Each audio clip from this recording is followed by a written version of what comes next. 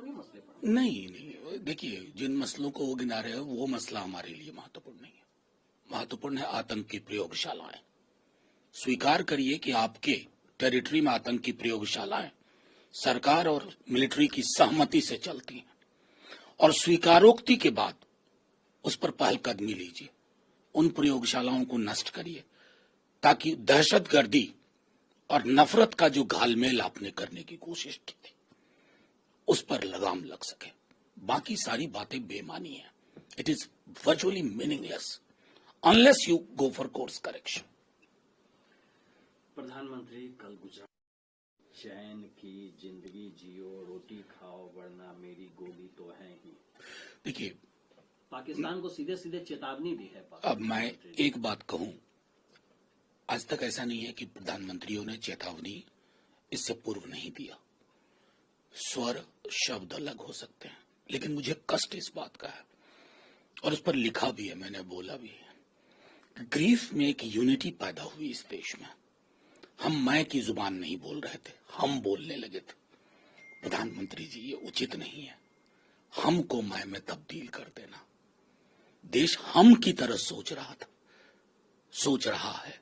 साझा सामूहिक पीड़ा ने हमको जन्म दिया बहुत अरसे बाद। अभी तो आपने विदेश में डेलीगेशन भेजा हुआ है, 7 डेलीगेशन। वो हम के नुमाइंदे हैं, हम की भावना से गए। ये मैं कहां से आ गया? प्रधानमंत्री जी, हाथ जोड़ के विनती करता हूं, हमसे मैं की जो यात्रा आपने की है ना, उसको डिलीट करिए। हमको हम ही रहने दीजिए। प्रधानमंत्री ने फैसला किया कि ये देश का मसला है और इसलिए पूरे दुनिया भर में हमारे डेलीगेशन गए हुए हैं आतंकवाद के मसले को लेकर, और उसमें उन्होंने नाम नहीं लिया, लेकिन इशारों में संजय राउत के बारे में कहा कि उन्होंने कमेंट किया डेलीगेशन के बारे में कि ये किसकी बारात जा रही है।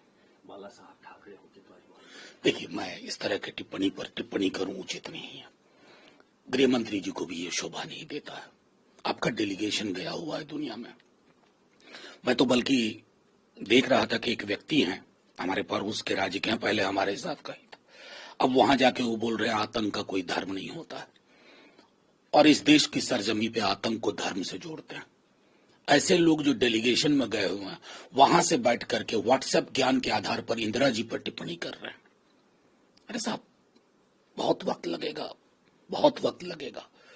इसलिए मैंने कहा कि देश के माहौल में, जो आपके पहले सवाल के जवाब में भी मैंने कहा था, हम की तरह हम सोच रहे हैं। सामूहिकता, यूनिटी इन ग्रीफ। थोड़े दिन के लिए डॉग विसिल पॉलिटिक्स को विराम दे दीजिए। अगर इसको विराम नहीं देंगे तो देश सामूहिक जो एक पीड़ा से गुजर रहा है ना, अभी भी मैं बिहार से आया हूं, कोई न कोई जिले में हमारे जवान का पार्थिव शरीर आ रहा है, नेता प्रतिपक्ष वहां खड़े हो रहे हैं। हम सब क्या कर सकते हैं? श्रद्धांजलि दे सकते हैं।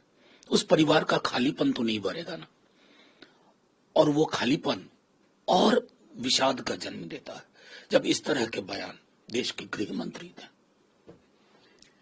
हाउस पैनल को ब्रीफिंग करते हुए पाकिस्तान को बताया था, लेकिन इंफ्रास्ट्रक्चर जो टेररिस्ट का है डिसमेंटल करने के बाद हमने बताया नहीं। देखिए, अब इस पर बहुत विवाद हो चुका है, इस पर विराम लगना चाहिए। मुझे चिंता सिर्फ एक बात की है, मैं कभी कोई अशोभनीय टिप्पणी नहीं करूंगा।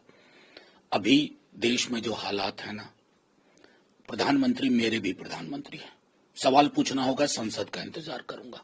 विदेश मंत्री जी से सवाल पूछना होगा, संसद का इंतजार करूंगा।